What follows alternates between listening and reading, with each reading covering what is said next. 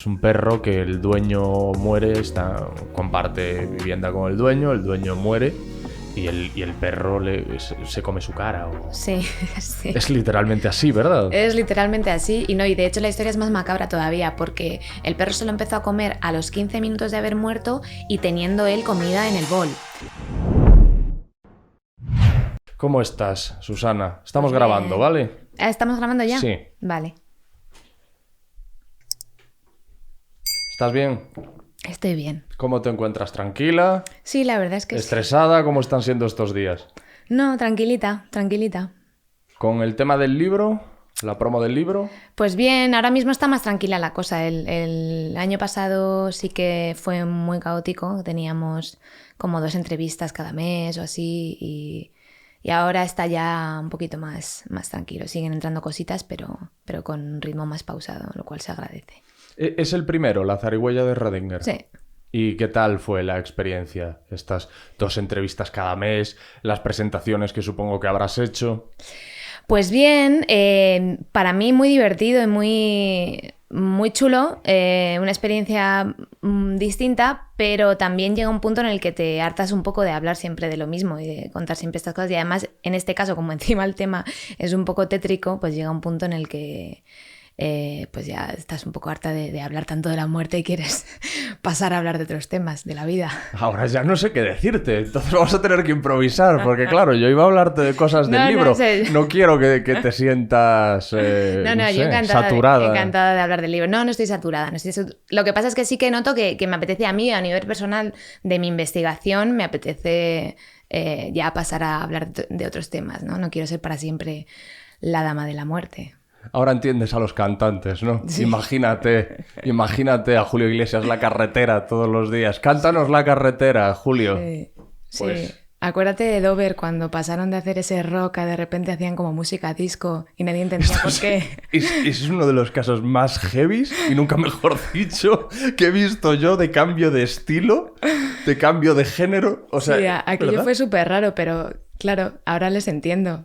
De repente es como querrían un cambio de aires, estarían hartos de los mismos ambientes, no sé.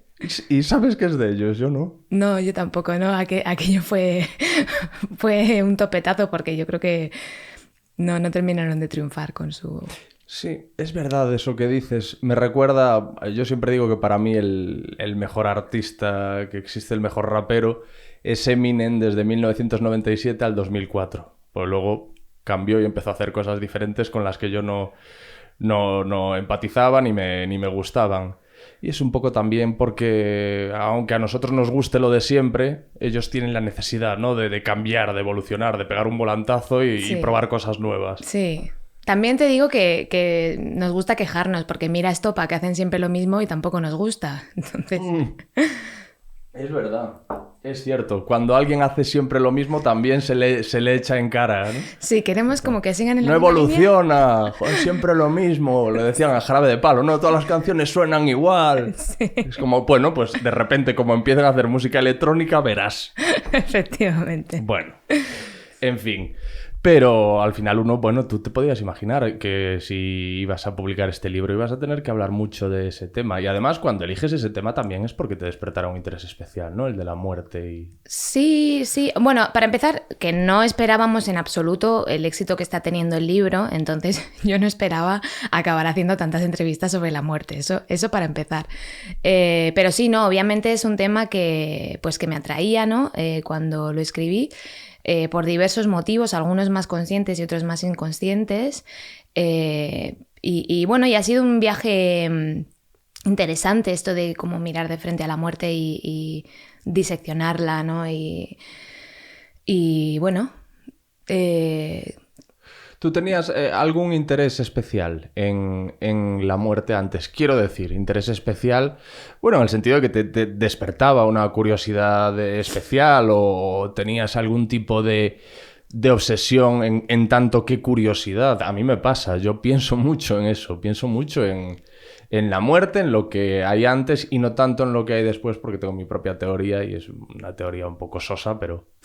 Pues yo creo que desde muy pequeña he tenido bastante conciencia de la muerte y he sido una persona que que digamos que la ha tenido bastante presente a lo largo de su vida. Así como hay gente que puede olvidarse de ella con mucha facilidad, yo creo que no era así tanto. Pero sí que llegó un punto cuando estaba cercana a cumplir los 30 que sí que me obsesioné a tope. Y creo que es algo relativamente común al cumplir los 30, los 40, los 50, ¿no? Como estos momentos así como muy significativos que de repente... Yo creo que el paso a los 30 es bastante difícil porque es un paso a la adultez ya como oficial, ¿no? Ya se acabó, ya no eres adolescente, ya no eres veinteañero, ya eres adulto. Y a mí pues me dio por rayarme mucho con la muerte. Y como paralelamente empecé a investigar estos temas, pero no pensando en mi propia obsesión. Eso fue como una conexión que hice más tarde.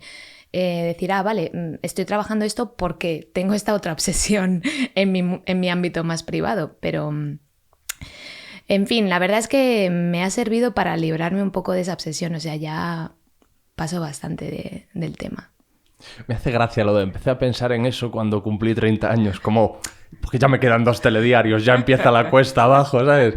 Cuando cumplí 30 años, o sea, fue por eso, por el cumplir... No tuvo que ver con circunstancias personales de que hubiese pasado algo, no, simplemente que llegaste a los 30. Sí, o sea, bueno, se había muerto mi abuela hacía poco y entonces, claro, eso también de alguna manera como que... O sea, mi abuelo se había muerto hace mucho y mi abuela...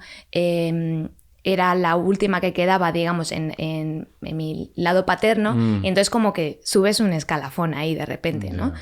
Pero no era tanto la sensación de que me quedasen 2 telediarios como la sensación de estoy pasando a otra fase de mi vida y de repente, pues, o sea, el hecho de que haya fases y que tengas que pasar de unas a otras, pues te lleva inevitablemente a pensar en cuál es la última fase de todas, ¿no?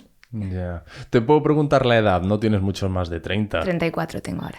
34. ¿Y temes que lleguen los 40? Porque es que a mí me parece que esa es la más delicada. La crisis de los 40 es la más famosa, ¿no? La más célebre. Yo creo que sí, o sea, desde luego que es una crisis complicada. Y además como mujer también tiene como mucha importancia en el sentido de bueno, pues motivos reproductivos, etcétera, ¿no? Y creo que sí que es una crisis difícil de pasar. No lo sé, pregúntame en unos años a ver qué tal se me ha dado. Yo espero que haber pasado por este proceso de pensar tanto sobre estos temas me ayude a llevarlo mejor, pero... Pero los 30 están yendo bien, ¿no? Sí, ya. Aquello ya pasó, yo ya estoy encantada de la vida de tener 34. De hecho, no volvería a los 20. Pero realmente estoy pensando, tu primer encuentro, entre comillas, realmente no es un encuentro con la muerte... sino con la posibilidad de muerte, fue con aquella hormiga que cuentas en el libro. Me parece muy interesante, porque la gente podría decir, Susana no es capaz ni de matar a una hormiga, y es cierto. Sí. Bueno, en fin, aquello fue, o sea, no sé, como de estas cosas que se te quedan súper grabadas en la memoria con muchísima viveza, ¿no? Sí. Pues eso, tenía mi microscopio, yo quería usarlo para mirar una hormiga y entonces atrapé una hormiga en un tubito y llevé la hormiga en el bolsillo del pantalón todo el día y le iba sacando a ver cuándo se moría la hormiga para yo poder mirarla con el tubito, ¿no? Hasta que en un momento dado me entró ese momento de crisis de Dios mío, ¿qué estoy haciendo? No, o sea, esto es demasiado cruel, no puedo matar a esta hormiga y entonces la liberé. Y se me ha quedado pues muy, muy grabado, pero fíjate que es curioso, esto no lo digo en el libro, pero lo voy a decir en YouTube, que mi plan de matar a la hormiga de esta manera lo compartí con mi padre. Yo le dije a mi padre, papá, tengo pensado hacer esto. Y mi padre me dijo, ok. O sea, mi padre no vio ningún problema en que yo llevase esa hormiga ahí todo el día, que a mí ahora me parece muy cruel. Ahora piensas, papá, ¿cómo te atreves? Sí, o sea, papá, no sé. O sea, como que era un momento para hacer reflexionar a tu hija a lo mejor sobre, no sé, la vida de otros organismos vivos. Pero yo creo que a mi padre las hormigas no hombre, pero aparte, tu padre entendió tu interés científico. Otra cosa es que tu padre sale y te ve con una lupa, ¿sabes? Con quemando una hormiga, que ahí sí que a lo mejor se puede empezar a preocupar. Pero yo entiendo que tu padre, consciente de que tenía una hija, que era una niña buena, sabe que, bueno, que es una niña buena y curiosa y que entonces lo que quiere es, bueno, pues investigar y aparte le dirías que quiero verla en el microscopio. Claro, claro.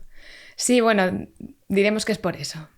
Sí, y entonces, bueno, la liberaste y desde ese momento ya tuviste otra concepción de lo que es la muerte y... Bueno, yo creo que es un momento en el que, claro, de repente, o sea, un momento como medio fundacional en mi pensamiento de la muerte, aunque yo era una mica, ¿no? Que tendría 8 años, pero en ese momento como que me fue muy, muy claro lo que estaba haciendo, ¿no? Y lo que eso suponía para esa hormiga, que esa era la única vida que tenía y yo se la estaba arrebatando. Y... bueno, pues fue un primer momento de reflexión, ¿no? Y quizá en ese momento no fue tan autodirigido. O sea, en ese momento me centré en la hormiga, ¿no? Y la hormiga me dio mucha pena. Recuerdo otro momento que no sé si sería antes o después. Me imagino que sería algo después. Cuando yo creo que fue, fíjate, a raíz de ver El Rey León y la muerte de Mufasa, que a mí me pareció muy traumática, yo de hecho pues pasé a tener una época en la que tenía mucho miedo de que hubiera estampidas de ñus aquí en Madrid, lo cual que es muy probable. Claro. Y recuerdo una noche de estar en mitad de la noche y no poder dormir porque de repente me dio pavor mi propia muerte. Y tener que llamar a mis padres en plan, que me da miedo morirme, me da miedo morirme. Y mis padres, pues recuerdo que en ese momento me explicaron de, mira, no te vas a morir, porque no te vas a morir ahora, porque no estás enferma, estás a salvo en tu cama, no puedes tener un accidente ni nada así, o sea que tranquila. Yo estaba más obsesionado con que muriesen mis seres queridos. Ah, bueno, sí, yo eso también. Bueno, que es una obsesión que se ha mantenido en el tiempo, en ningún momento se ha desvanecido, pero ya de niño... tenía ese... Y tampoco sé por qué, porque no había tenido ninguna experiencia que justifique que yo tuviese esa preocupación. Bueno, pero habrías visto El Rey León, habrías visto Bambi, en fin, estas películas que sí que te enfrentan a la idea de separación de tus padres, de... Es interesante porque uno piensa, por un lado es positivo, ¿no? Que de alguna forma... se te instruya acerca de que la muerte es algo que existe y algo con lo que vamos a tener que convivir todos.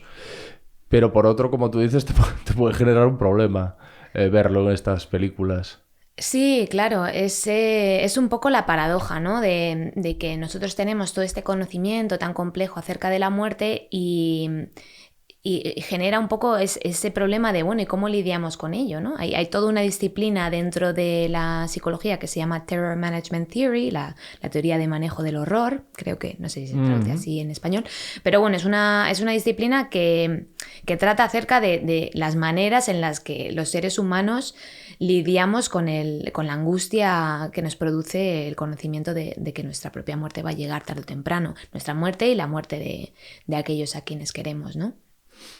Y claro, pues yo creo que en nuestras sociedades, digamos, occidentalizadas, tenemos una manera un poco insana de lidiar con ello, ¿no? Porque nos produce todo este horror y entonces lo que hacemos es, bueno, como fingir que no existe.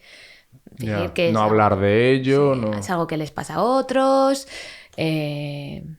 vamos a no pensar en ello, vivir el momento y ya está. Y claro, o sea... Eso en parte está bien, hay que vivir el momento, pero también tenemos muerte y también pues hay momentos en los que hay que hablar de ello y hay que crear espacios para el diálogo y para el duelo y para, bueno, para que podamos, ¿no?, expresar nuestros deseos acerca de una buena muerte, etcétera. Estaba recordando ahora, mientras hablábamos de la primera vez que yo me enfrenté a la muerte, y fue cuando había rescatado un gato que tenía unos meses y había intentado yo pues que sobreviviese, pues dándole de beber con leche con una jeringuilla, con su cajita, con una lámpara dándole calor, pero todo lo que a mí se me ocurría que tendría que servir para que ese gatito saliese adelante. Y recuerdo perfectamente un día que volví a casa y ya no se movía. Y joder, qué duro fue, tío. O sea, Qué pena. no te puedes imaginar lo duro que fue. Yo me acuerdo, yo no sé qué años debía de tener, pues a lo mejor 11 años, pero era inconsolable, inconsolable. Y recuerdo incluso yo creo que a mi padre llorando al ver cómo estaba yo. O sea, pues nunca me había visto tan destrozado y me imagino además, ahora simplemente lo estoy recordando y compartiendo contigo e intentando entender todas las partes. Me imagino la frustración que sentiría mi padre de no puedo hacer nada para consolarle. Claro. Yo no puedo hacer nada respecto a lo que está pasando. Claro, claro. Y joder, o sea, había sido aquello tremendo, pero juraría que después me ayudó Después tuve otras mascotas y llevé mejor. También me pillaron más mayor, pero creo que aquel golpe fue tan duro y estuve tanto tiempo rumiándolo y digiriéndolo que luego lo llevé de otra manera. Sí, la verdad es que, fíjate, con las mascotas es curioso el caso porque ahí quizá tenemos un poco una relación más sana en cuanto a lo que la muerte se refiere, porque a las mascotas les damos casi sin dudarlo el honor y la dignidad de tener, pues es una muerte a tiempo, ¿no? En un buen momento, una buena muerte, ¿no? Y surge siempre esa conversación y surge esa reflexión y ellos nos obligan a confrontarnos con qué significa una buena muerte y creo que tiene el valor de que nos hace ver que una muerte en el buen momento pues es algo bueno. Y es un regalo que le podemos hacer a nuestra mascota. En el libro, casi al inicio, se ve una fotografía de un montón de primates, no sé si son chimpancés, ¿no? Que están como velando el cadáver de un miembro de su tribu fallecido y parece tal cual una imagen, bueno, pues humana. Y hablas mucho en el libro de la necesidad que tenemos un poco de antropomorfizar lo que hacen los animales. ¿Por qué necesitamos eso? ¿Por qué tenemos tendencia a buscar esa similitud? Bueno, yo creo que en parte es algo que no podemos evitar por cómo estamos, digamos, constituidos psicológicamente los humanos. Los humanos somos lo que en psicología se llama hipermentalizadores, lo cual quiere decir que atribuimos mente de más a todo. Y esto pues lo vemos en nuestro día a día, pues que le atribuimos intenciones al ordenador, nada, que no quiere funcionar, ¿no? Vemos intenciones en todo. Hay un estudio muy famoso de 1944, creo que es, en el que se le presentó a una serie de humanos un vídeo en el cual se ven figuras geométricas moviéndose en una pantalla, ¿no? Es un vídeo que se puede encontrar en YouTube. Los autores son Haider y Simmel. Y es muy interesante porque si tú ves ese vídeo, te aseguro que no vas a poder evitar atribuirle emociones a los triángulos y al circulito que ves en pantalla. Incluso te vas a montar una peli enorme de que el triángulo grande está enfadado con el triángulo pequeño y el circulito tiene miedo, el triángulo grande y no sé qué. Y claro, obviamente ahí no hay emociones algunas porque aquello son figuras geométricas moviéndose. Y sin embargo no podemos evitar leerlo así, ¿no? Y bueno, pues así un poco con todo. Y esto nos pasa con los animales, que por un lado no podemos evitarlo. Y por otra parte también creo que nos gustan las historias de animales en las que nos reconocemos, ¿no? Porque de repente pues podemos sentirnos identificados y nos crea como un momento de conexión que es muy cookie, muy Disney, y entonces esas historias nos fascinan y las reproducimos mucho y tenemos tendencia a, si podemos interpretar algo en términos Disney, pues lo hacemos porque así queda más cookie y nos gusta más a todos. Y eso, bueno, pues se ve muchísimo. Yo, por ejemplo, ahora que estoy muy metida en estos temas, hay algunos vídeos que veo en redes sociales que a mí me ponen negra porque veo que se está interpretando mal lo que está ocurriendo, ¿no? Pues, por ejemplo, Es bastante común que de repente surja un vídeo de un chimpancé que está en un entorno humano, que a lo mejor lleva ropa humana, y la gente dice, mira qué gracioso, mira qué simpático, mira cómo sonríe. Los chimpancés tienen un gesto que es así enseñando los dientes y las encías, que es el gesto con el que expresan el miedo. Pero a nosotros, al observador no entrenado, nos parece una sonrisa. Entonces a lo mejor ese chimpancé está pues absolutamente acojonado con lo que está ocurriendo, no entiende nada, quiere salir de ahí y nosotros lo estamos interpretando como mira qué bien se lo está pasando, mira qué gracioso. Y bueno, y así pues los hay a montones, ¿no? En general, dentro del campo de la psicología comparada y de la gente que hace biología evolutiva y tal, siempre hay como un movimiento a intentar convencer a la gente de que no compartan vídeos de animales salvajes en entornos humanos, porque lo normal es que se esté malinterpretando el comportamiento del animal y lo normal es que ese animal no esté bien, porque es muy difícil que un animal salvaje esté bien en un entorno humano. Incluso aunque no sea animales salvajes, yo ahora recuerdo un vídeo viral también, que es probable que tú hayas visto, en el que parece que le están celebrando el cumpleaños a un perro y al perro lo tienen en la mesa con la tarta y le están cantando y le están aplaudiendo y el perro se comporta como un niño nervioso, histérico y emocionado. Y alguien comentaba, no sé si un etólogo, un veterinario, decía en los comentarios, ese perro lo está pasando fatal. Porque el vídeo se compartía como que el perro estaba loco de felicidad porque le estaban celebrando un cumpleaños. Claro. Y la realidad era que ese perro estaba sufriendo un montón en ese momento y teniendo casi un ataque de pánico. Claro, y es que es muy curioso porque los perros, o sea, son animales con los que convivimos muchísimo y quizás son los animales que mejor conocemos y aún así malinterpretamos muchísimo su comportamiento. Por ejemplo, yo creo que mucha gente no sabría que un bostezo es un signo de estrés en un perro.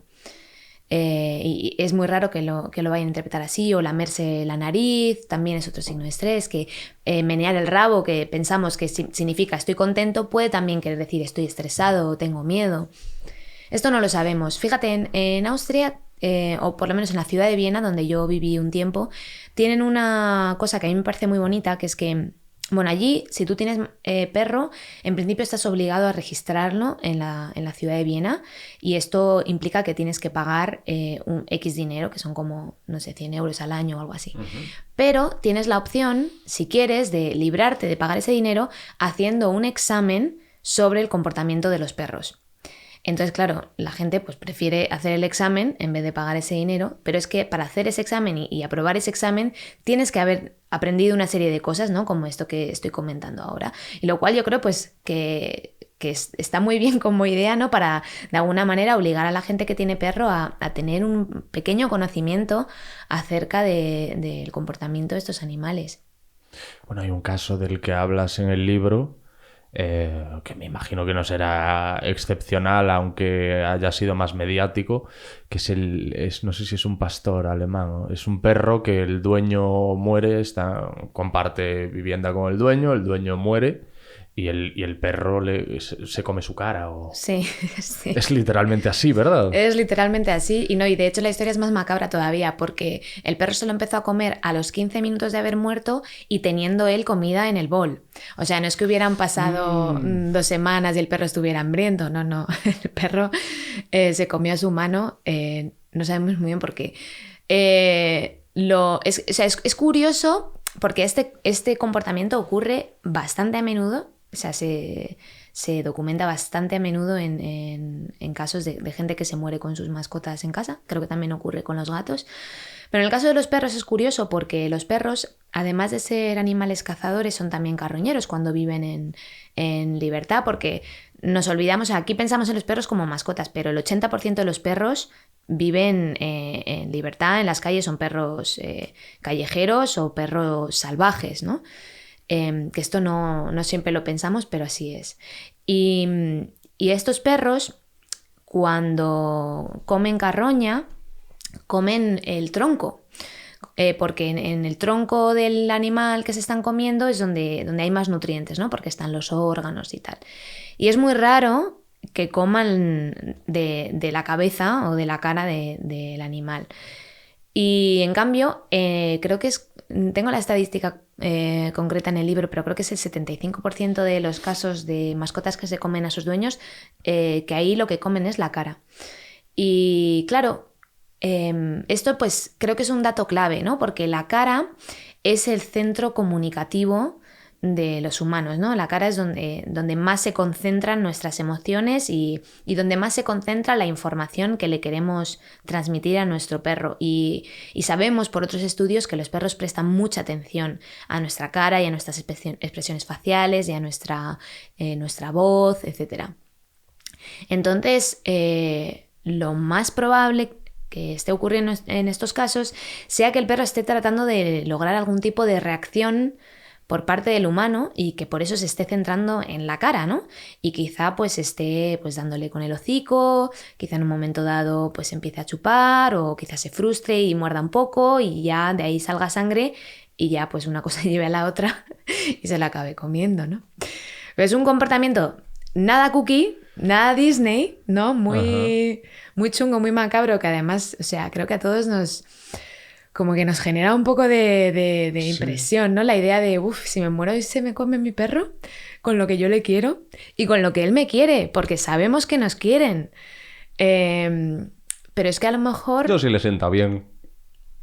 Claro, yo qué sé, a lo mejor no tiene nada que ver, o a lo mejor es una expresión de amor, eso no lo podemos saber, pero tenemos que estar abiertos a esa posibilidad, ¿no?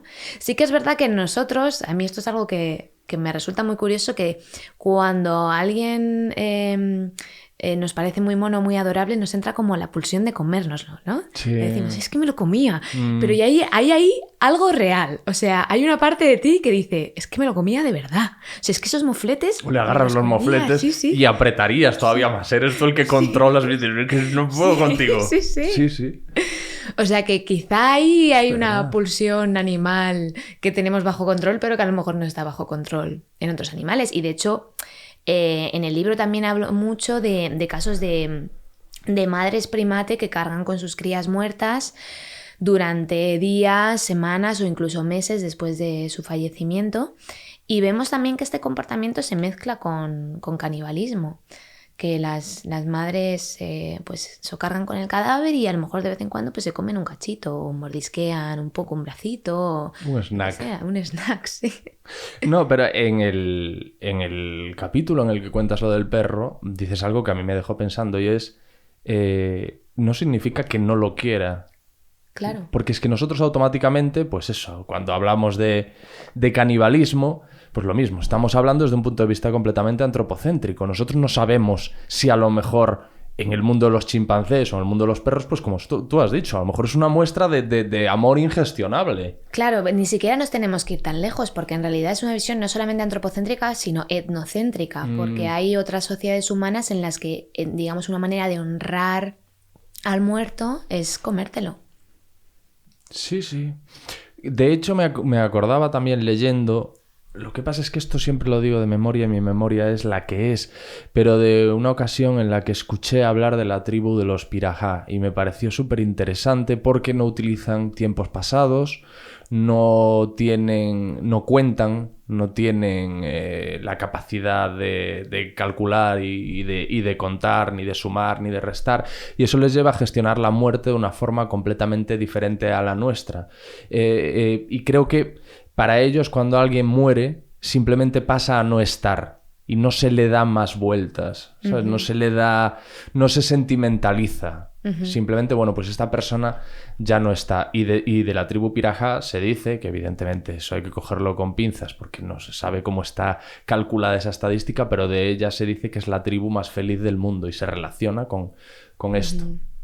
Y es interesante porque yo creo que en nuestro caso, precisamente, lo que nos aterra de la muerte no es la muerte en sí, ¿no? Es todo lo que rodea y las reflexiones que nos suscita y los temores que nos suscita.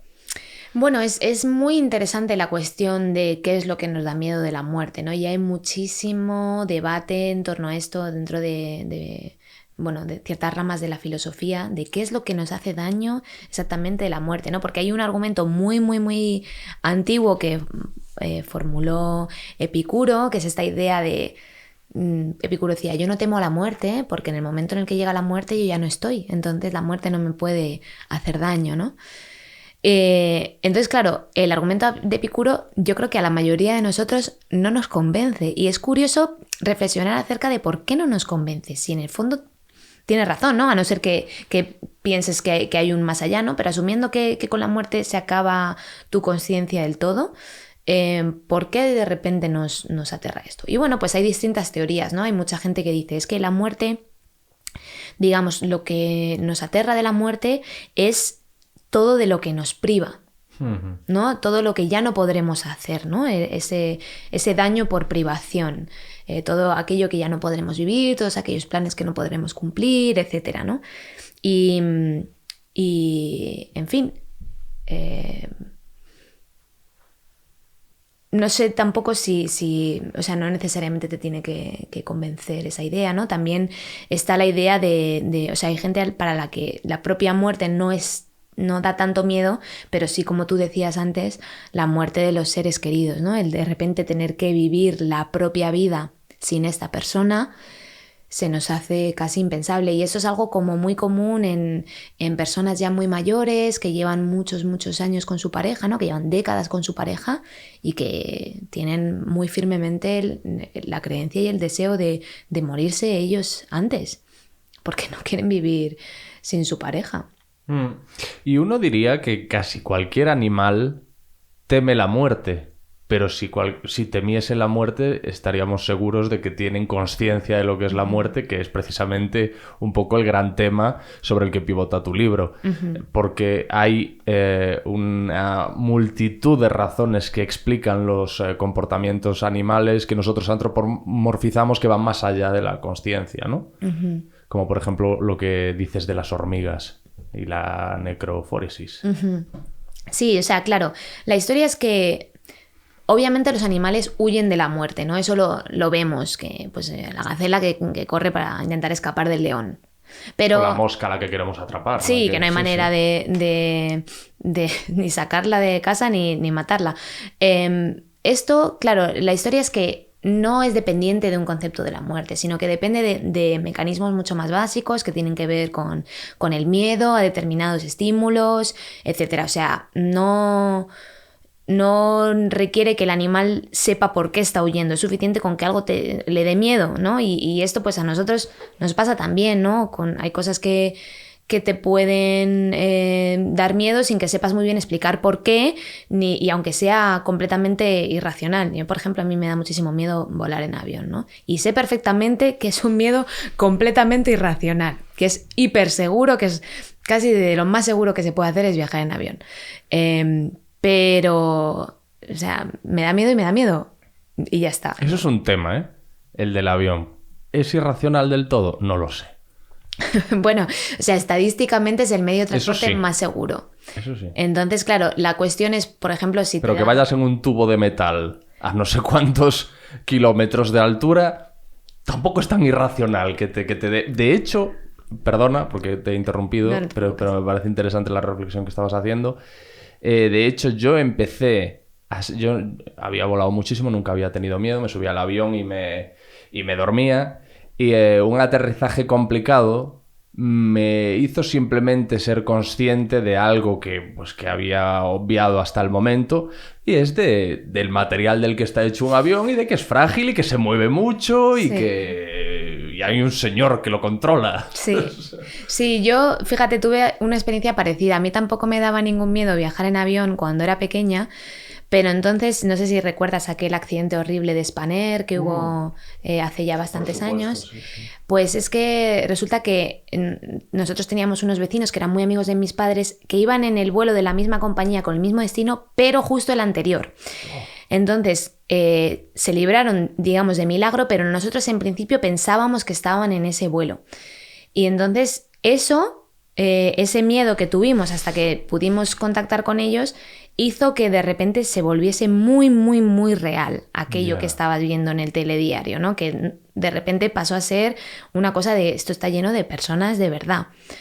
Que es que no siempre es fácil verlo así, ¿no? Empatizar del todo con lo que estás viendo.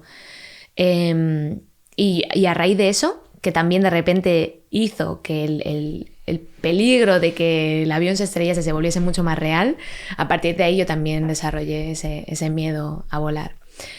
Pero claro, o sea, tiene un elemento de irracionalidad, ¿no? Porque es verdad que vas en un coche y aunque a mí también los coches, dependiendo del conductor, también me ponen un poco nerviosa, pero desde luego voy muchísimo más tranquila que en avión. Y en realidad es muchísimo más peligroso ir en coche que ir en avión, ¿no? O sea que ahí no se está siendo completamente racional. Pero bueno, que esto venía al caso simplemente del hecho de que puede haber miedos sin que no respondan a un proceso de raciocinio, ¿no? Y que estén ahí y que te lleven a comportarte de una determinada manera. Yo cuando voy en avión voy súper tensa, ¿no? Me sudan las manos, cuando me bajo tengo un dolor de cabeza horrible de haber estado...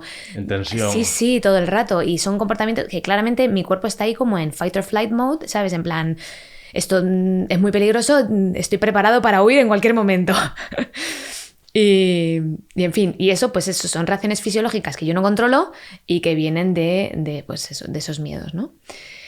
Y claro, está eso por un lado y es tan importante que los animales lleguen a la madurez y se puedan reproducir, es tan importante a nivel evolutivo que no puede ser dependiente de algo tan complejo como un concepto de la muerte, ¿no? Sino que va a ser dependiente de muchísimos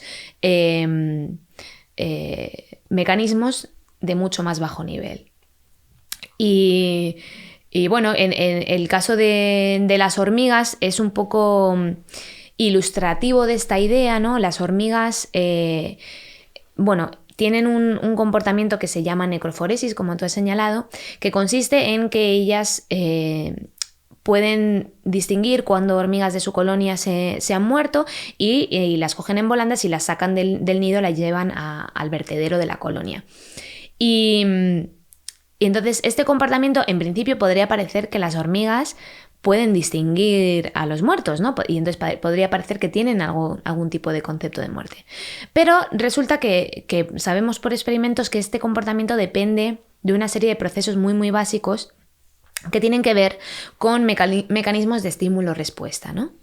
Las hormigas, cuando se mueren, despiden una serie de ácidos grasos que las otras hormigas son capaces de detectar y que cuando los detectan les llevan a realizar estos comportamientos de forma bastante automática y bastante rígida. Y es tan rígido que si tú coges una piedrecita o un trocito de hoja o incluso una hormiga viva y les pones una gotita de uno de estos ácidos, como el ácido oleico, las demás hormigas lo van a tratar como una hormiga muerta, ¿no? Y aunque la hormiga esté pataleando y tal, cogen y se la llevan al vertedero y esa hormiga pues llega al vertedero y se levanta y vuelve a la colonia, ¿no?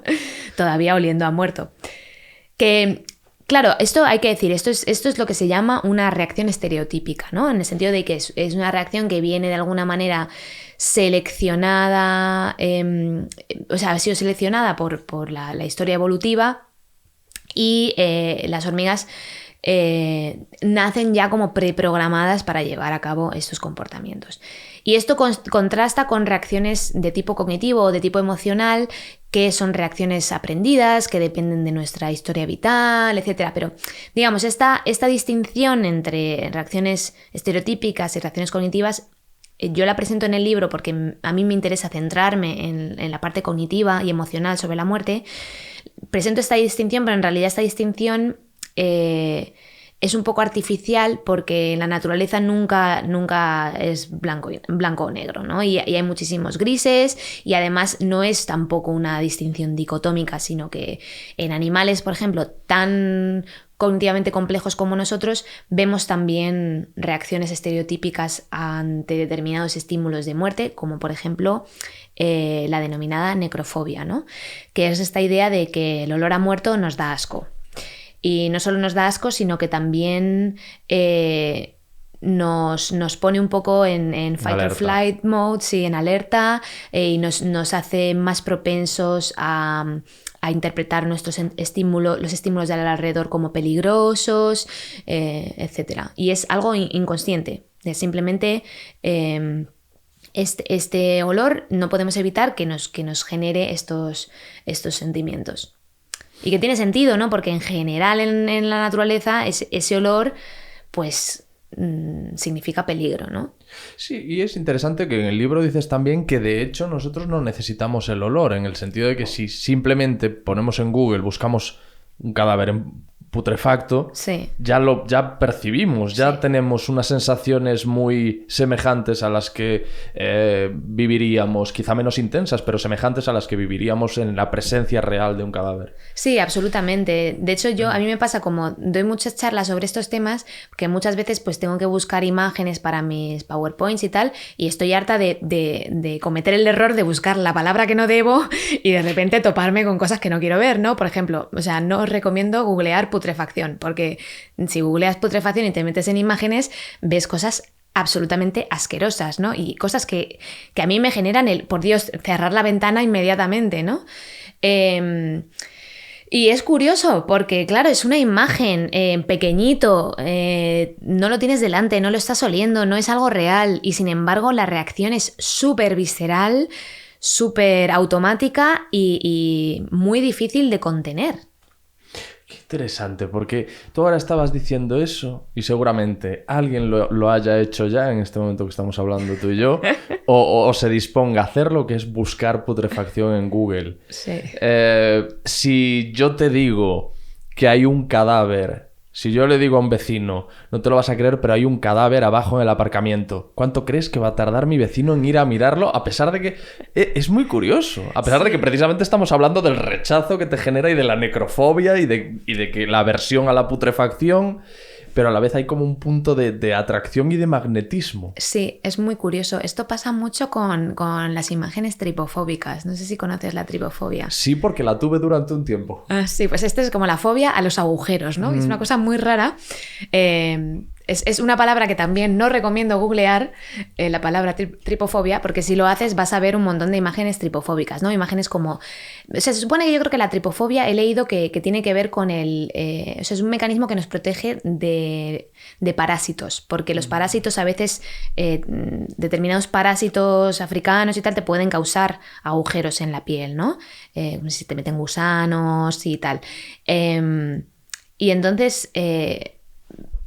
tenemos esta reacción, muchos de nosotros todavía arrastramos esta tripofobia, pero al mismo tiempo las imágenes tripofóbicas son un poco adictivas de mirar, es muy curioso el efecto, porque es como, esto me está dando un asco horrible, no puedo soportarlo, pero al mismo tiempo es no sé, genera como un morbo y un interés muy extraño.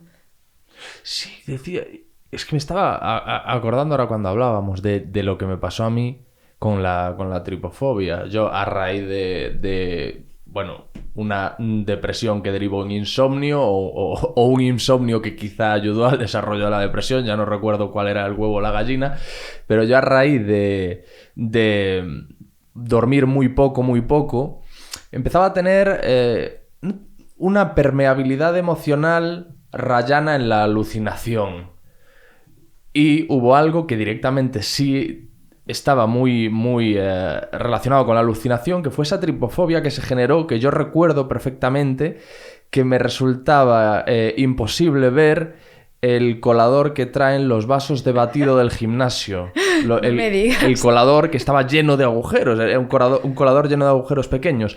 Y algo que apuntala a lo que tú has dicho, relacionando la tripofobia con ciertos insectos venenosos, sí. Es que yo recuerdo que lo que a mí me generaba esa náusea y ese desagrado es que me parecían como un montón de ojos de araña o de insecto. Es que en el prólogo de mi libro hablo de aquel momento de mi vida y menciono el tema de la tripofobia, juraría yo, que ya no me acuerdo. Pues fíjate, eso es tripofobia a nivel top, ¿eh? Porque... Pero fue una temporada producida por la situación en la que estaba. Claro, también es curioso que estos estímulos, digamos, o sea, nosotros venimos de serie. Yo creo que la tripofobia creo que no es tan universal como la necrofobia, ¿no? Como que algunos la han perdido y tal. También es algo como que lo puedes medio desarrollar y luego perder, pero es curioso esta idea de que si te enfrentas mucho a estos estímulos que te generan estas aversiones, puedes desarrollar una tolerancia y en fin, una calma. Bueno, y esto, claro, gente que que está entrenando para bombero, gente que está, imagino, entrenando para médico forense, etcétera, pues tienen que someterse a todos estos estímulos para perder esa sensibilidad y esa versión inicial, porque al final es algo que con lo que van a tener que lidiar mucho y que obviamente pues tienen que enfrentarse a ello de otra manera, ¿no? Fíjate, cuando cuentas lo de que tu miedo a los aviones o la percepción de peligro real en los aviones llegó ante la posibilidad de que unos vecinos tuyos fuesen un avión siniestrado, yo pensé inmediatamente en la pandemia. La pandemia ha sido, desgraciadamente, un campo de estudio para alguien interesado en el comportamiento humano y la muerte, estupendo. Cuando esto empieza, de China llegan noticias aterradoras de que algo está pasando allí, que hay una neumonía muy rara y que está habiendo muertes. Y aquí, yo me acuerdo que iba a trabajar, trabajaba en una redacción y yo lo comentaba con la gente, oye, ¿qué está pasando esto? Tal. La gente le daba absolutamente igual, se descojonaba, o sea, como si fuese una novela de ciencia ficción y no algo que está pasando en otro continente. Luego llega a Italia y ya la cosa cambia. Ahí ya la cosa cambia. Ahí empieza a haber, no una preocupación excesiva, pero ya no tanta risa, ¿no? Ya no tanta... Y veía el paralelismo con lo que tú estabas diciendo, ¿no? Sí, o sea... claro. O sea, la empatía al final es algo que...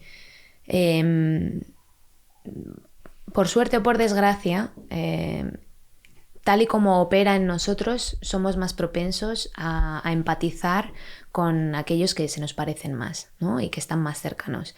Esto es algo que también se puede entrenar y se puede aprender a empatizar con quien es diferente, ¿no? Pero ocurre mucho y claro, pues esto lleva a toda una serie de problemas de racismo, problemas también de especismo, etcétera, ¿no? Porque cuanto más difícil alguien, o sea, más diferente de ti es alguien, pues más te cuesta empatizar. Y es verdad que ahí se volvió muy real. Yo también recuerdo el momento en el que se volvió hiperreal la pandemia, que fue cuando me enteré de que había muerto el hermano de unos amigos de mis padres, que había muerto con 59 años sin ningún tipo de condición previa. Y aquello me impresionó muchísimo. Claro, aunque ya había oído acerca de muchas muertes, pero esto de repente lo volvió hiperreal. Pero y además te decía lo del campo de estudio porque también acuérdate que al principio te empezaban a decir la gente que estaba muriendo y era pues evidentemente una ansiedad, un temor, una preocupación, una obsesión, pero llegó un momento en que desayunabas mirando como quien mira la bolsa, a ver cómo va lo de las acciones, desayunabas mirando a ver los muertos que ha habido hoy, a ver cómo evoluciona la cosa, pero con una distancia que, joder, muy sorprendente, que da que pensar. Sí, pero bueno, es que esto es un mecanismo muy estudiado en psicología, ¿no? El hecho de que si te somete a un estímulo que genera estrés de forma muy, muy, muy repetida, pues acabas encontrando la manera de lidiar con ello y acabas suprimiendo de alguna manera las reacciones iniciales. Claro, esto es imposible de replicar con animales, salvo con experimentos terribles y éticamente reprobables, sí. Pero saber si llega un momento en el que... Pero se ha hecho muchísimo en la historia de la psicología comparada. Se siguen haciendo muchos experimentos muy cuestionables, pero esto sobre todo se hacía mucho en los años 60 y tal. Había muchos experimentos horribles, ¿no? Por ejemplo, uno muy famoso que, en fin, da mucha angustia pensarlo, pero en estos experimentos se entrenaba un animal que podría ser un perro perfectamente, un beagle, que son los que se suelen utilizar para estos experimentos. Pues se le ponía en una jaula donde estaba el suelo electrificado, y entonces había como una barrera y podía saltar a otra habitación, ¿no? Y entonces el perro saltaba, obviamente, para librarse de ese estímulo, pero cuando iba al otro sitio, ese suelo también estaba electrificado. Y entonces el perro pues volvía a saltar. Y entonces llegaba un momento en el que el perro ya se rendía y dejaba de luchar, ¿no? Y en en inglés se llama learned hopelessness, que se traduce como desesperanza aprendida. O sea, el perro ya perdía la esperanza de poder escapar de ese estímulo y ya como aceptaba ese destino. Bueno, al final esto me imagino que también tendrá relación precisamente con lo que hemos comentado de el chimpancé, no sé si era un chimpancé o un gorila, que cargaba a su cría muerta a cuestas y que la trataba como si estuviese viva hasta que llega ese momento, ¿no? En el que ya pierde la esperanza o se da cuenta de que no... Sí, es un comportamiento muy curioso, ¿no? Este es un comportamiento que está súper extendido entre mamíferos, las madres cargando con sus crías muertas, ¿no? Lo vemos sobre todo en primates porque los primates tienen manos que permiten este comportamiento, que lo hacen más fácil. Pero también lo vemos en animales que no tienen manos. Por ejemplo, es famosísimo el caso de una orca que dio la vuelta al mundo hace 3 o 4 años ya. Con ella comienzo, creo que es el 3er capítulo. Es una orca que estuvo cargando con su cría muerta 17 días y más de 1000 millas, que es una pasada para un animal que no tiene manos, que está haciendo eso con el hocico. O sea, en el mar, además, que aquello en cuanto lo deja ir se hunde o se lo lleva a la corriente, ¿no? Entonces, ahí, claro, hay una motivación enorme por parte de esa madre, ¿no? ¿Por qué está empeñada en cargar con esa cría? Y es un comportamiento que, ya te digo, que se ve mucho y que genera muchísimo debate porque muchos primatólogos se ven como muy confundidos ante este comportamiento, ¿no? No entienden qué es lo que está ocurriendo realmente, porque es muy difícil determinar exactamente qué se le está pasando por la cabeza a esas madres. Porque por un lado hay gente que dice, bueno, es que a lo mejor no se ha dado cuenta de que el bebé está muerto. Y es como, bueno, o sea, eso es atribuirle muy poca inteligencia social a estos animales que son cognitivamente muy complejos y que tienen vidas sociales muy complejas. Y tenemos que tener en cuenta que un cadáver no es solamente un bicho que deja de moverse, es que tiene otro aspecto, tiene otro olor, está frío al tacto, deja de responder, en un momento dado empieza a oler mal, se llena de moscas, se infla, no sé qué, o sea, tiene toda una serie de diferencias. Que es imposible confundir. Es imposible que no se haya dado cuenta de que ahí hay algo raro. Pero claro, es muy curioso ver cómo llevan a cabo este comportamiento, porque por un lado vemos comportamientos de cuidado, de acicalar estos bebés, ¿no? De llevarlos contra sí. Protegerlos. Sí, protegerlos. También los protegen de otros miembros de su sociedad. Pero también vemos otros comportamientos que sugieren que entienden que no es un bicho vivo, porque a lo mejor a veces los llevan de maneras raras, como en la boca, o cogidos de una mano y arrastrados por el suelo, o a lo mejor están bebiendo y lo dejan medio sumergido en el agua, cosas que no veríamos si fuese un bebé vivo.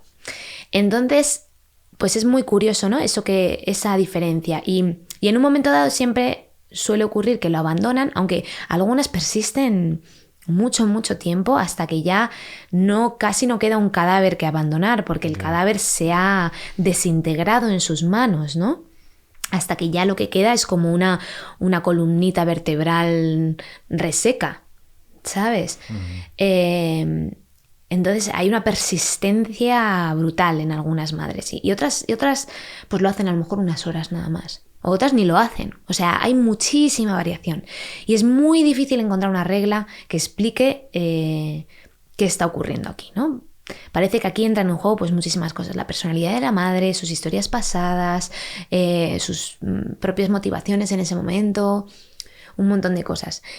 Y claro, pues surge la pregunta de, bueno, si saben que están muertos, pues ¿por qué están cargando con la cría? Porque es un comportamiento que es costoso, ¿no? Estas suelen ser especies arbóreas y aunque tienen manos, las necesitan para escalar, ¿no? O sea, la madre que está escalando, agarrando una cría muerta, está utilizando un miembro menos, tiene más probabilidades de caer. Entonces, claro, ahí tiene que haber una motivación muy fuerte que compense eso. Y bueno, pues hay un artículo que yo comento en el libro, que fue un artículo que me topé en la revista Aeon de una mujer que había perdido a su bebé, que había dado luz a una bebita muerta. Es un artículo absolutamente desgarrador, precioso, pero muy, muy triste. Y esta mujer describe una cosa que yo, la verdad, no sabía que existía, pero es que hay clínicas donde cuando tú das a luz un bebé muerto o un bebé que se muere a las pocas horas, se te da la oportunidad de cuidar de ese bebé muerto durante un par de días. Y se te da la oportunidad de bañarlo, de dormir con él, de todo, ¿no? Y esta mujer en este artículo describe su proceso psicológico. Y es un artículo precioso en el que ella habla de que... Bueno, ella es una persona muy racional. Hay que decir que ella es una neurocientífica de Oxford. O sea, no es precisamente alguien que digas... ¿Cómo se llama? ¿Cómo has dicho eso? Pues es que fíjate, no me... Vale, perdona. Pensé que lo habías dicho y se me había pasado. Es que yo como también cuando lo que puedo lo leo, digo, a lo mejor me caigo. Está citada en el libro. Si me sale el nombre, No te diré. preocupes, perdona por ponerte en el brete. Pero es lo que te digo, es una neurocientífica de Oxford, o sea, no es, digamos, una persona que digas, no es inteligente o así, no, inteligentísima. Muy racional seguramente, y de hecho ella dice, yo me considero una persona racional, pero en ese momento ella estaba dividida en dos, porque había una parte de sí que sabía perfectamente que ese bebé estaba muerto y que estaba destrozado por el hecho de que ese bebé estuviera muerto, y había otra parte de sí que se negaba a aceptarlo. Yeah. Y que estaba esperando que en cualquier momento se moviera ese bebé y que necesitaba cuidar de ese bebé. Y de hecho parece ser, o sea, yo me puse a investigar y es que se recomienda como una terapia para estas madres, el poder cuidar de ese bebé. Pero con el cadáver. El cadáver. Poder limpiarlo y poder vestirlo y tratarlo como si fuese un bebé vivo durante un par de días. Y claro, esto que parece súper macabro, tiene sentido que funcione como terapia porque, claro, nosotros somos animales que somos de los denominados estrategas de la K, aunque esto es una categoría un poco antigua que ya no se lleva mucho, pero en biología tradicionalmente se habla de la diferencia entre estrategas de la R y estrategas de la K, ¿no? Los estrategas de la R son los animales que tienen muchas crías y las abandonan a su suerte, que se cuiden ellas solas, ¿no? Pues como las tortugas que ponen cientos de huevos en la arena, luego se marchan y las tortuguitas nacen y las pobres tienen que encontrar ellas el camino al mar, ¿no? Y eso contrasta con las estrategas de la R, que son animales que tienen muchas menos crías y como tienen tan pocas, tienen que asegurarse de que lleguen a la madurez y entonces tienen que darles unos cuidados maternos. Y para asegurar esos cuidados maternos que estas crías necesitan, tiene que haber mecanismos biológicos muy fuertes, digamos hormonales, que nos motiven a querer dar esos cuidados, ¿no? O sea, tú piensas en un bebé humano lo inútil que es, que lo sueltas 2 horas en un bosque y se ha acabado. O sea, sí. No hay bebé. Entonces, ese bebé es que no solamente sea inútil los primeros días, es que es inútil mucho tiempo, porque esto es también especial de nuestra especie, porque nuestro cerebro es tan grande que si naciéramos ya con un cerebro completamente funcional, la madre moriría en el parto. Entonces tenemos que nacer especialmente disfuncionales. Y como que yo había leído en alguna ocasión que nacemos prematuramente, claro. O sea, que es muy poco tiempo de gestación, los 9 meses del ser humano. Es poco tiempo para el desarrollo que necesita nuestro cerebro. Entonces se ha compensado ese nacimiento prematuro con unos mecanismos hormonales que aseguren de alguna manera ese cuidado materno, ¿no? Y entonces, ¿qué pasa? Que si la cría muere en el parto, esos mecanismos no se van así como así. Esas hormonas están ahí. Entonces esa madre tiene esa necesidad de cuidar. Y resulta terapéutico porque le das salida de alguna manera, canalizas esa necesidad de cuidados, ¿no? Y claro, yo creo que es perfectamente plausible que esto sea lo que está ocurriendo en estas monitas, en estas chimpancés que cargan con sus crías y cuidan de ellas, ¿no? Pues que saben que no es un bebé vivo, pero que al mismo tiempo tienen la necesidad de cuidarlo. A mí lo que me sorprende de esa terapia en seres humanos es que en 2 días está con el bebé fallecido, con el bebé muerto. Sí. Y ya está. Y en 2 días esa terapia sirve para que... Hombre, yo me imagino que, la verdad es que no soy una experta, pero me imagino que eso no será algo que te cura del todo, pero sino que parece que ayuda a que la madre lleve mejor, o de alguna manera que lleve mejor el duelo y que procese mejor la situación, ¿no? Es que parece contraintuitivo, porque parece que al final son 2 días que tienes para vincularte más, ¿no? Y acostumbrarte más y tener más claro su rostro y tener más claro, no sé, parecería que te lo ponen como todavía más difícil, parece más una tortura, ¿no? Vas a convivir durante 2 días con tu bebé muerto. Fíjate, bueno, curioso. Quizá esto es una manera como esa reacción que estás teniendo, quizá también está muy influenciada por cómo lidiamos nosotros con la muerte en estas sociedades, ¿no? En las que alguien se muere y lo quitamos de la vista. Está relacionado con la necrofobia, ¿no? Sí, pero está relacionado con la necrofobia, pero también o sea, esta es una característica de nuestras culturas en las cuales el muerto es apartado, ¿no? Pero hay otras culturas en las que el muerto se deja en la casa y se celebra. Y se celebra y se cuida durante unos días y se le traen flores y se le decora y etcétera, ¿no?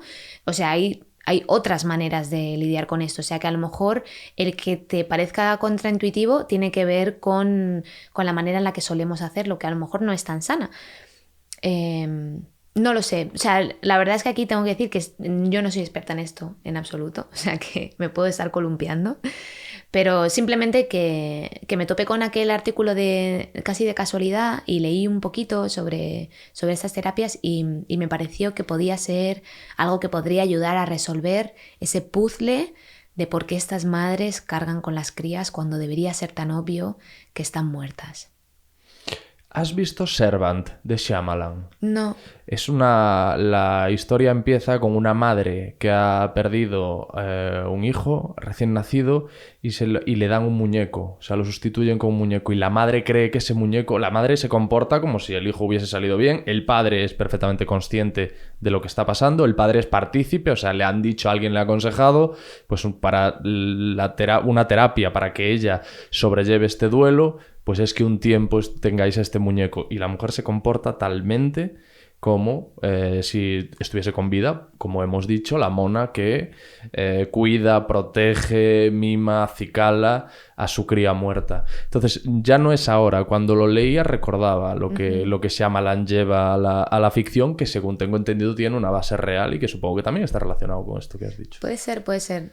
La tendré que ver esa película, no la conozco. No puedo evitar hacer hilaciones, estoy todo el rato está bien. haciendo...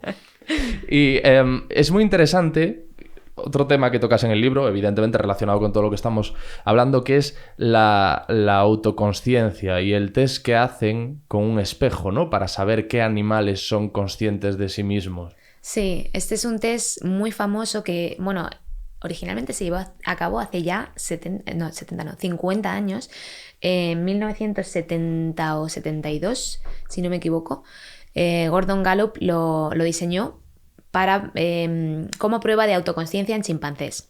Y entonces el test consiste en lo siguiente. Primero se habitúa al chimpancé a un espejo. O sea, el chimpancé es un chimpancé que vive en cautividad y se le pone un espejo en su jaula, de tal manera que él pueda verlo y pueda acostumbrarse a esto, ¿no? Y entonces cuando ya ha pasado un tiempo, al chimpancé se le anestesia y cuando está anestesiado se le pone una marca con pintura roja que sea inodora en la frente. Y después el chimpancé despierta en su jaula de nuevo con el espejo y se observa su reacción.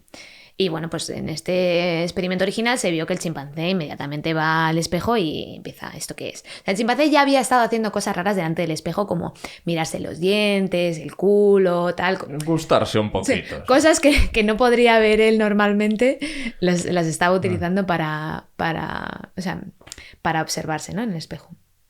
Y ya te digo, inmediatamente iban a toquetearse esa marca. Y esto pues también lo pasan otros animales que podríamos esperar, como los delfines o como los elefantes, pero hay otros que esperaríamos que pasasen este test y que no lo pasan, como los perros o los gorilas, ¿no?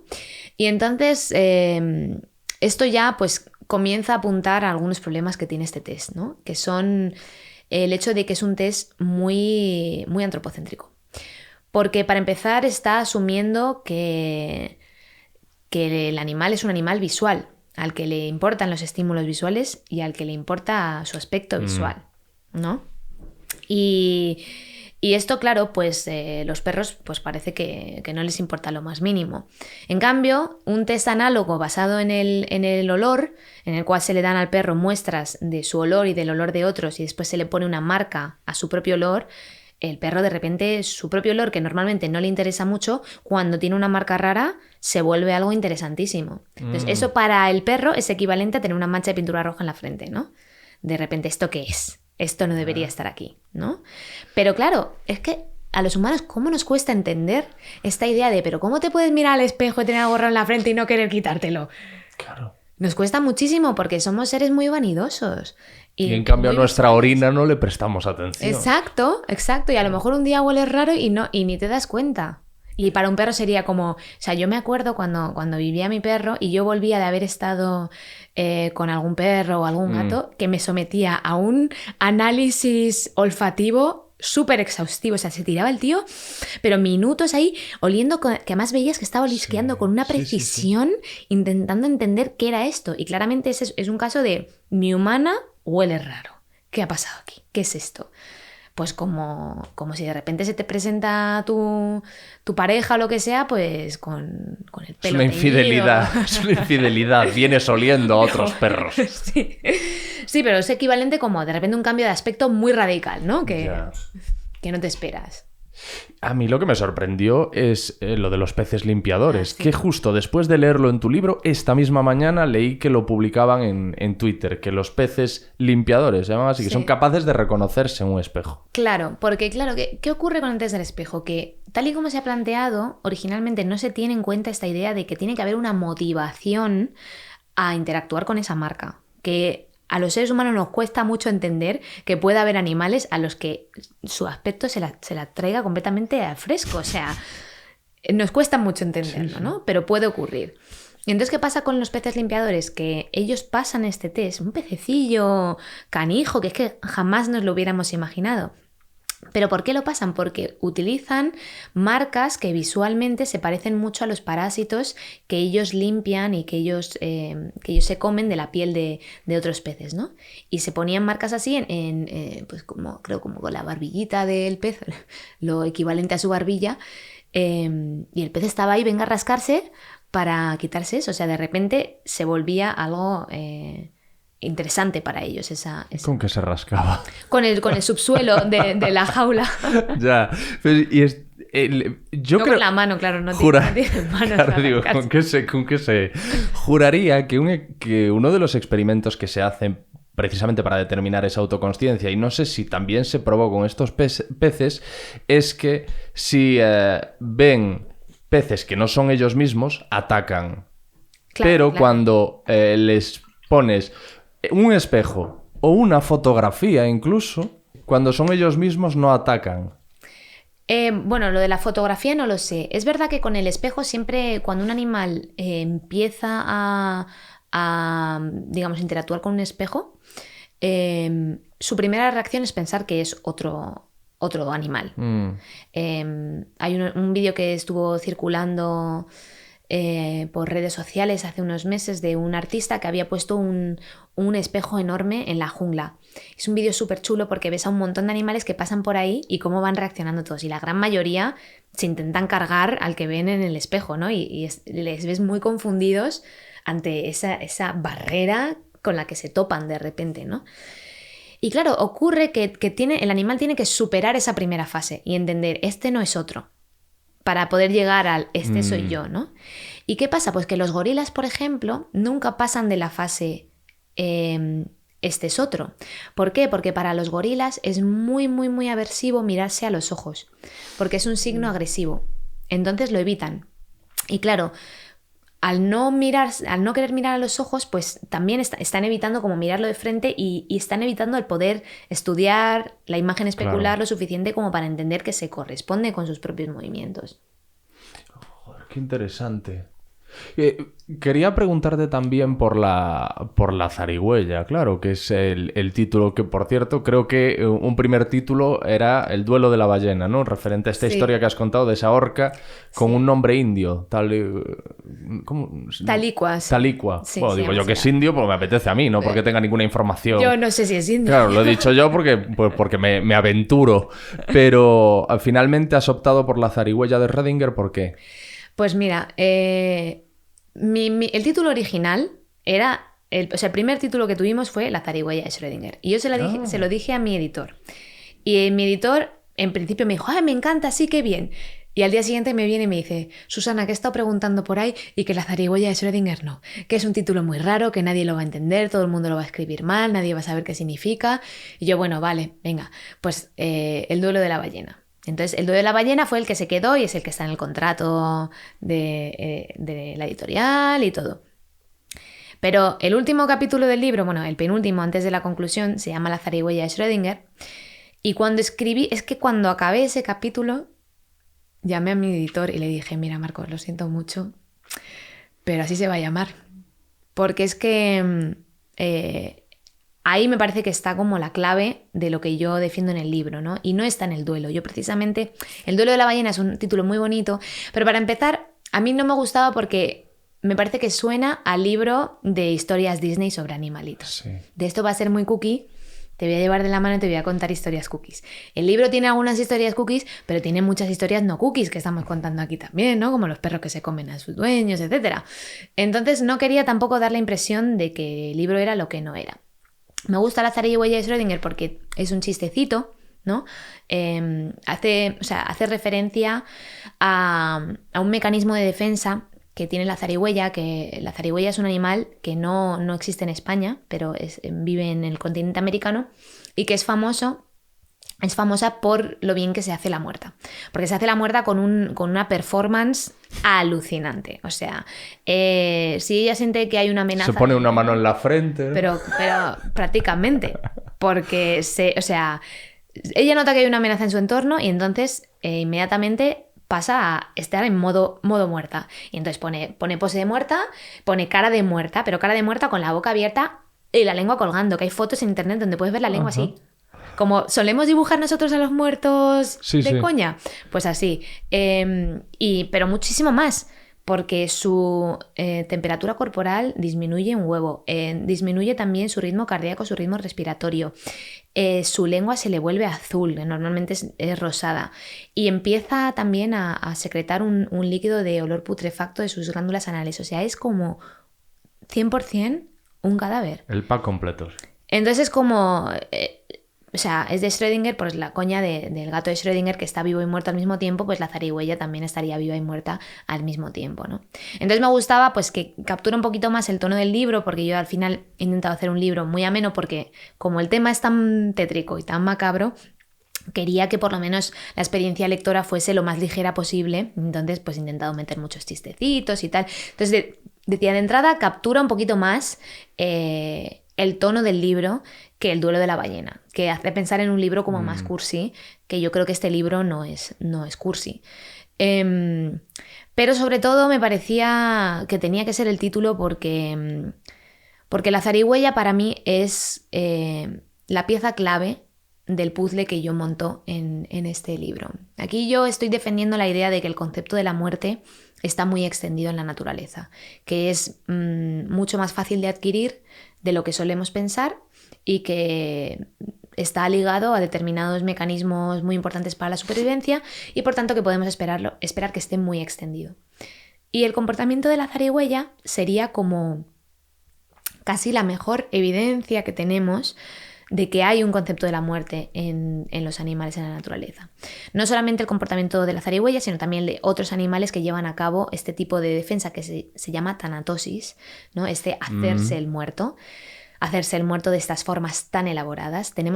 Hay algunas serpientes, por ejemplo, que no solamente se hacen las muertas de forma también espectacular, con la boca abierta, la lengua colgando, incluso secretando sangre de la boca, sino que además, antes de hacerse la muerta, primero se mueren. O sea, primero hacen una performance de ¡ay! Sí. ¡Me muero! ¡Ay, me muero! ¡Oh, Dios mío! ¿Por qué me llevas tan pronto? Y después se quedan tiesas. Joder. Sí, es muy alucinante. Y entonces, ¿qué ocurre? Esto yo no pienso que sea buena evidencia porque piense que estos animales saben que se están haciendo el muerto. Seguramente para estos animales esto sea una reacción estereotípica, ¿no? Algo automático. Ellos detectan una amenaza y ¡pum! Automáticamente se hacen los muertos. Pues igual que yo me subo a un avión y enseguida me sudan las manos, etcétera, ¿no? ¿Qué ocurre? Que este comportamiento tiene que haber surgido evolutivamente debido a una presión selectiva, ¿no? Las presiones selectivas son lo que dan forma a algunos comportamientos que vemos en la naturaleza. Y hay muchas veces en las que esas presiones selectivas vienen de la mente de los depredadores, de los animales que se comen a esos animales. Y esto lo vemos, por ejemplo, en los insectos que tienen forma de hoja o de palo. Estos insectos no tienen por qué saber qué es una hoja o qué es un palo, no tienen por qué querer parecerse a una hoja o a un palo. Pero si tienen ese aspecto es porque los depredadores que en principio se los comerían no les gustan las hojas ni los palos, no quieren comerse hojas ni comerse palos. Entonces fue ventajoso para los antepasados de estos insectos el parecerse cada vez más a hojas y a palos, porque eso aumentaba las probabilidades de que los depredadores les tomasen por estos objetos inanimados y no se los quisieran comer, ¿no? Pues en el caso de la tanatosis de la zarigüeya y de otros animales, aquí estamos viendo un comportamiento que es tan complejo, esta performance de muerte es tan compleja y está compuesta de elementos tan heterogéneos, ¿no? Porque no tiene nada que ver, en principio, el estar quieto, el tener esta cara, con el estar frío, el expulsar un líquido de olor putrefacto, no sé qué. O sea, esto, digamos, la única razón por la cual nos parece que son comportamientos que pegan juntos es porque sabemos que son comportamientos de muertos, o sea, son características de muertos, pero en realidad son componentes heterogéneos. Entonces, tiene que haber habido una presión selectiva que diera forma a este mecanismo de defensa y que fuera lo que hiciese que todos estos comportamientos emerjan juntos como parte del mismo mecanismo de defensa. Y entonces, esta presión selectiva no sería otra que el concepto de la muerte de los depredadores, ¿no? Los depredadores, por razones que presento en el libro, son muy buenos candidatos a tener un concepto de la muerte, porque la viven mucho, ¿no? Y tienen una relación muy, muy directa, muy, muy importante con ella. Y este concepto de la muerte que ellos tienen sería lo que habría dado forma a estos comportamientos. Es decir, por X razones, estos depredadores son menos propensos a comerse a la zarigüeya si la toman por muerta. Pues puede ser porque los muertos, porque está muerta, o sea, tiene pinta de llevar muerta mucho tiempo y prefieren carne fresca, o porque a lo mejor piensan, ya está muerta, la guardo para después y me pongo a hacer otras cosas. Y en ese tiempo la zarigüeya aprovecha y se escapa, etc. No pueden ser diversas razones, pero el caso es que sin postular eso en la mente de los depredadores, no se puede explicar cómo ha surgido este comportamiento que sabemos que existe. Entonces, por eso a mí me parecía que era como una pieza del puzzle y yo también lo que defiendo en el libro es que el duelo, aunque es importante, es mucho menos importante a la hora de construir este puzzle. Por eso el duelo de la ballena me parecía un título mucho menos apropiado. Sí, pero es tan bonito. Es muy bonito. Es también para un grupo de música. Es verdad que el duelo de la ballena. Sí. Este título es un poco el título de Schrödinger, porque hay gente a la que le encanta y gente a la que no le gusta nada. O sea, mucha gente que me ha dicho, Susana, ¿en qué estabas pensando? Y mucha gente que me ha dicho, me encanta este título, es el mejor título que he leído este año. O sea, hay opiniones un poco para todos los gustos, con lo cual no sé si ha sido buena o lección o mala, pero era la que yo sentía. Yo creo que eso es como los novios. O sea, lo importante es que te guste a ti. Y a ti te gusta este título, punto y se acabó. Lo que importa, lo que diga el resto de la gente, pues... Sí, o sea... hombre, lo suyo es que ayude a vender. Yo creo que lo bueno que tiene es que es un título que genera inmediatamente un sentimiento o una pregunta de ¿qué has dicho? ¿Cómo era ese título? Tenía un título muy raro. Era algo de... Tenía diéresis en las dos palabras. Como que algo se te queda, ¿no? Y eso quizá también ayuda a que la gente diga, ah, sí, yo vi Fíjate, vi a la autora de este libro hablando de esto en el canal de Alex Fidalgo y entonces eso ya genera esa...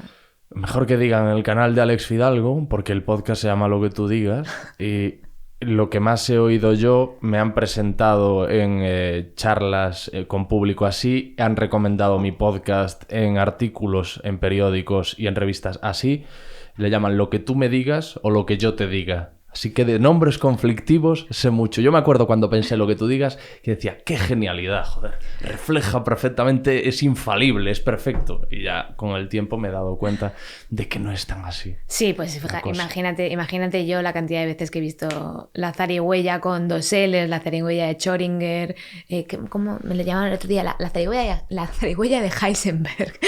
Joder. O sea, sí. Que al final yo creo que... O es un título muy facilón y muy olvidable, o es un título chulo, pero entonces conlleva un riesgo. Pues ahí tienes un buen título, también a mayores dentro del libro, que es El duelo de la ballena, y tienes una historia estupenda, que es la que hemos hablado de las hormigas, que tú la has trasladado al humano, ¿no? Imagínate que tú te dan por muerto y tú estás vivito y coleando y moviéndote y es una pesadilla kafkiana. Eso sería un buen relato. Seguro que hay algún relato así, pero vamos. De hecho, hubo una época en la que era común que se le pusieran campanitas dentro de los ataúdes, por si acaso nos confundíamos y pensábamos que alguien estaba muerto y realmente estaba... ¿Qué ha pasado, amigas y amigos? Ha pasado. Sí, eso es uno de los grandes miedos también del ser humano, lógicamente. Sí, o sea que tampoco somos nosotros tan infalibles con nuestro concepto de la muerte. Vamos, ya ha pasado y yo he leído de casos... Coge el teléfono, no vaya a ser. Pues bueno, le voy a decir, mira, se lo voy a decir a la gente, ¿vale? Ha entrado una llamada que tenía que coger Susana y yo he aprovechado para cambiar las pilas que le había puesto a la grabadora, que son unas pilas de la marca Tomás. No creo que me vaya a patrocinar nunca el podcast, o sea, no es que tuviesen en mente a lo mejor patrocinarme en algún momento el podcast. No compréis pilas de la marca Tomás. Como le decía yo a Susana, ¿quién contaba con que las pilas de la marca Tomás no fuesen buenas? Pero no lo son. ¿Quién le iba a decir? No lo son. Las he puesto hoy y ya se estaban agotando. Decías que ni siquiera somos infalibles al identificar la muerte, ¿no? Claro, que nosotros también somos engañables y que al final también dependemos de una serie de estímulos que seguramente pues sean una serie de estímulos más complejos que las hormigas, ¿no? Las hormigas al final... Con oler a ácido oleico ya lo clasifican como algo que pertenece en el vertedero, pero a nosotros seguramente pues tengamos que ver alguna cosa más, ¿no? No basta con que estés quieto para que automáticamente piense que te has muerto, sino que seguramente pues comprobaría a ver si estás respirando, si tienes pulso, etcétera, ¿no? Pero también puede pasarnos que nos confundamos.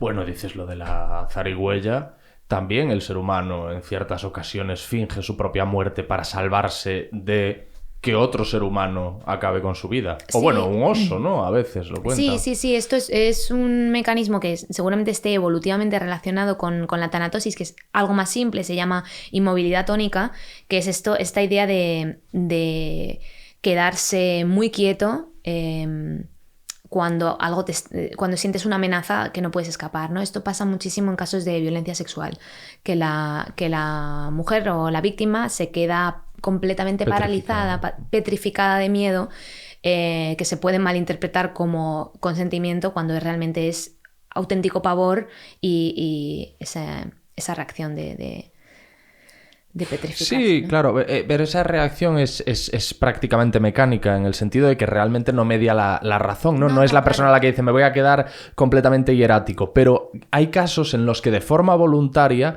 para librarse de una de esas situaciones, la persona dice voy a fingir, Sí. pues imagínate un fusilamiento de un montón de gente y que hay algunos que fingen precisamente estar muertos o incluso justo ayer veía un documental sobre también lo que tú dices, una agresión sexual en la que el agresor tenía intención de acabar con la vida de la agredida y la agredida fingía su propia muerte, se fingía muerta después de una puñalada o cuando no lo estaba. Claro.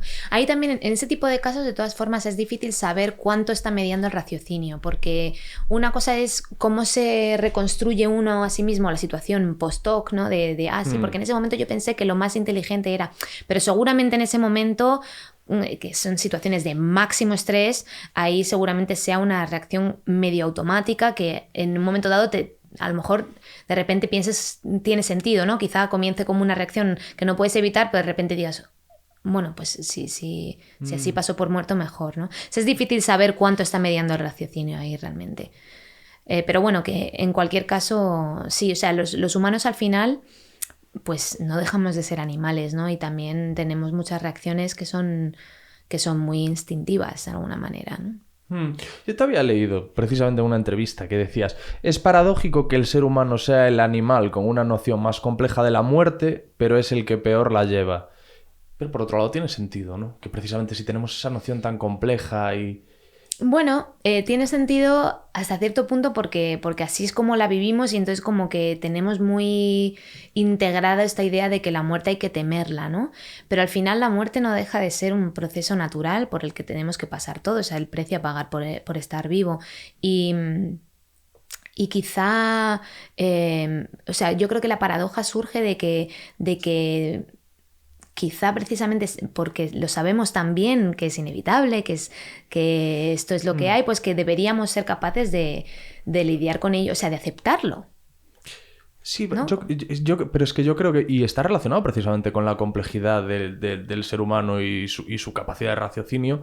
Yo creo que precisamente lo que nos aterra es la incertidumbre, que no tenemos la seguridad de qué va a pasar después. Sí o no, porque yo, por ejemplo, lo veo muy a la manera de Miguel de Unamuno, que tiene un libro maravilloso que se llama Del sentimiento trágico de la vida, sí, donde Miguel de Unamuno dice, a mí me encantaría creer en Dios y creer en el más allá para yo consolarme, pero no creo. O sea, yo lo que creo que va a ocurrir tras mi muerte es que se va a eliminar mi conciencia por completo y es algo que me produce auténtico pavor porque es que, o sea, no lo puedo ni concebir y solo de pensarlo me angustio muchísimo la idea de que de repente mi conciencia no esté. A mí personalmente es lo que más miedo me da, o sea, no la incertidumbre, sino al revés, la certidumbre de que con la muerte se acaba la conciencia y eso me resulta tan difícil de concebir, de que... Pero también te digo, con esto de hablar con tanta gente de la muerte y tal, una cosa que también me doy cuenta es que la gente varía mucho en las razones por las que teme a la muerte. Y no todo el mundo la teme hasta los mismos niveles y no todo el mundo la teme por los mismos motivos, ¿no? Y bueno, eso también es interesante y es bonito y también puede ser... el caso en otros animales. O sea, yo pienso que en general, en lo que al concepto de la muerte y las emociones en torno a la muerte se refiere, siempre va a haber muchísima variación entre especies y también dentro de cada especie. Antes de darte las gracias y dejarte partir libre, una cosa que te quería preguntar también al haber leído el libro es si has visto un documental de Netflix que se llama Lo que el pulpo me enseñó. Sí. ¿Y qué opinión te merece lo que se ve ahí? Pues la verdad es que o sea, me gustó mucho el documental. Lo que ocurre siempre con este tipo de documentales es que no sabes hasta qué punto lo que te están mostrando es lo que ocurrió. Claro. ¿No? Eso siempre está ahí la duda. Pero sí que desde luego que había cosas muy interesantes. Es que los pulpos en general son animales fascinantes. Aquí aprovecho para recomendar el libro de Peter Godfrey Smith que se llama Otras mentes, que además está traducido al español. Es un filósofo también. Hombre, me lo voy a apuntar ahora mismo. Es un filósofo de la mente animal como yo, que tiene un libro precioso que se llama Otras mentes, como digo, y habla de de los pulpos y los cefalópodos en general. Y él tiene una teoría súper bonita, súper interesante, de que los pulpos constituyen digamos, un nuevo experimento de la evolución con la consciencia. Porque es que los pulpos están súper separados de nosotros en el árbol de la vida. O sea, nosotros tenemos más que ver con estamos más emparentados con las estrellas de mar que con los pulpos. Las estrellas de mar son bichos muy simples. Entonces, la teoría de Gottfried Smith es que con los pulpos evolucionó la conciencia por una segunda vez de forma independiente. Y entonces esto ha llevado a que sea como... O sea, realmente sea lo más parecido que tenemos a un alienígena dentro de la Tierra, ¿no? Porque tienen una forma, una psicología muy interesante. Por ejemplo, parece que su psicología está mucho más distribuida por el resto del cuerpo. O sea, no son tanto cerebro como nosotros somos, sino que, digamos, cada uno de sus brazos tiene su propia voluntad. Pueden ser controlados también por el cerebro, pero pueden tomar sus propias decisiones de forma completamente independiente del cerebro central, por ejemplo. Es algo muy, muy curioso porque nosotros todas las decisiones que toma nuestro cuerpo en principio están mediadas por el cerebro, ¿no? Pero los brazos de los pulpos son mucho más independientes. Qué interesante. Es que para quien no haya visto el documental Lo que el pulpo me enseñó, que lo vea, porque la verdad es que es como... Pues, es muy bonito. Pues es un documental bellísimo, más allá de lo fiable, lo fidedigno o no que sea lo que muestra. Y lo que ahí vemos, bueno, es una relación de amistad, ¿no? Entre el director del vídeo y el pulpo. Oye, que este hombre es aficionado al buceo y va todos los días a ver a su amigo, el pulpo, y el pulpo sale a recibirle y... Sí, los pulpos son animales, o sea, una cosa que se muestra muy bien en ese documental es lo listos que son, ¿no? Hay una escena impresionante en la que al pulpo le está intentando cazar un animal que no recuerdo si es una anguila o qué es, pero el pulpo como que o si es un tiburón, no recuerdo, no sé si tú lo recuerdas, que el pulpo se le sube encima. Y empieza como a cabalgar sobre él. Sí, como a domarlo. Sí, como a domarlo o sea, como que ha entendido que mientras esté ahí no se lo puede comer. Y entonces ahí se queda hasta que por fin se puede escapar.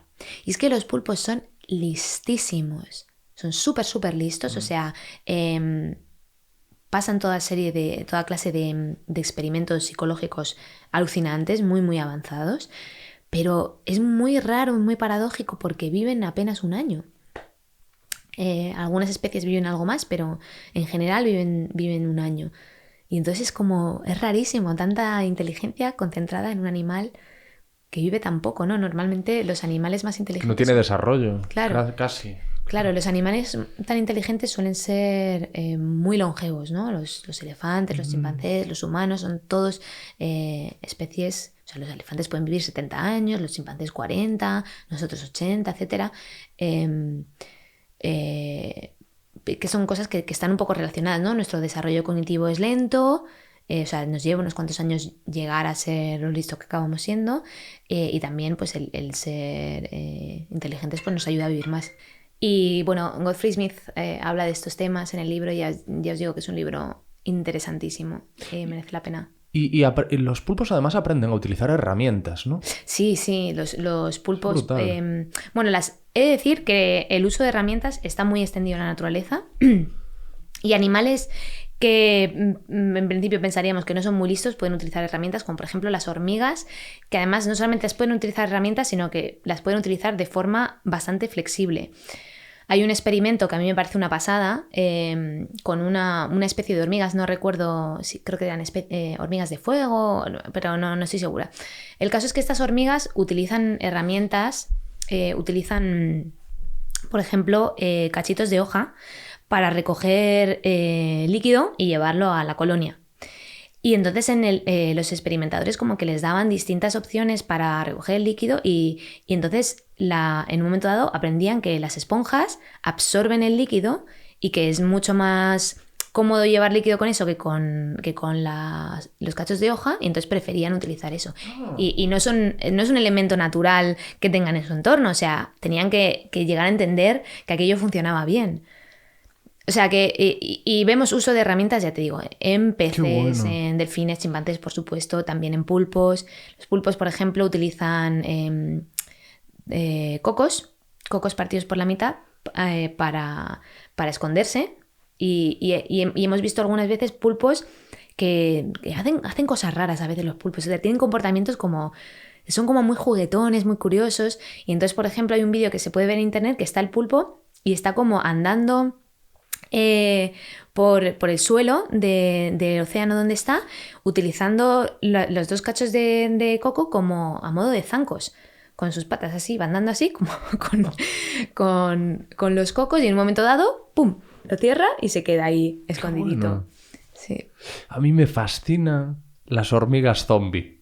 Sí. Eso me fascina. A ver si lo he entendido bien. Lo que pasa con esas hormigas es que las infecta un hongo que toma el control de su cerebro y empieza a determinar cómo se comportan y como que toman el control. Sí, ¿Es algo así? Es algo así. La verdad es que tampoco soy yo una experta en infecciones parasitarias, pero sí que tengo entendido que eso ocurre.